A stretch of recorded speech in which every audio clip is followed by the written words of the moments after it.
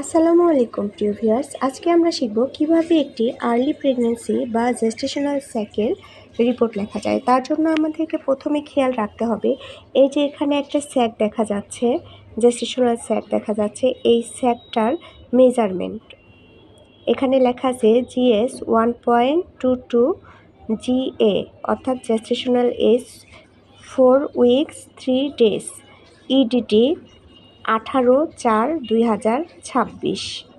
এই ডাটার উপর ভিত্তি করে আমি রিপোর্টটা লিখব। এটি লেখার জন্য প্রথমে আমাদের এরকম একটি টেমপ্লেট প্রয়োজন। এটা একটি জেস্টেশনাল স্যাক রিপোর্টের টেমপ্লেট। এই টেমপ্লেটে লেখা আছে, uterus is gravid and a gestational sac is seen in the uterine cavity. It measures about so and so centimeter, corresponding to about so and so weeks so days of gestational age. No fetal pool is seen in the sac. Comment: suggestive of early pregnancy.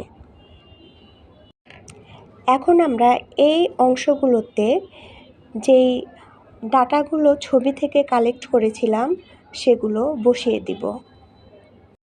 অর্থাৎ মেজারমেন্টের জায়গায় 1.22 এই মেজারমেন্টটা বসিয়ে দিব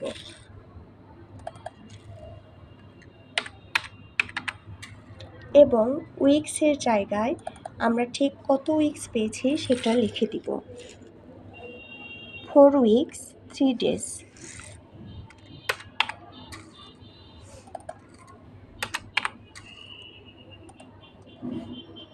gestational স্যাকের রিপোর্টে আমরা ইডিটিটা avoid করব, অর্থাৎ এখন আমরা ইডিটি ইউজ করব না। এখন শুধু আমরা কত সপ্তাহ এটা ব্যবহার করব। আমাদের রিপোর্টে কিন্তু শুধুমাত্র তাই আছে, কত উইকস, শুধু সেই ডিউরেশনটাই আছে এবং আমাদের রিপোর্ট এটা অলরেডি হয়ে গেছে।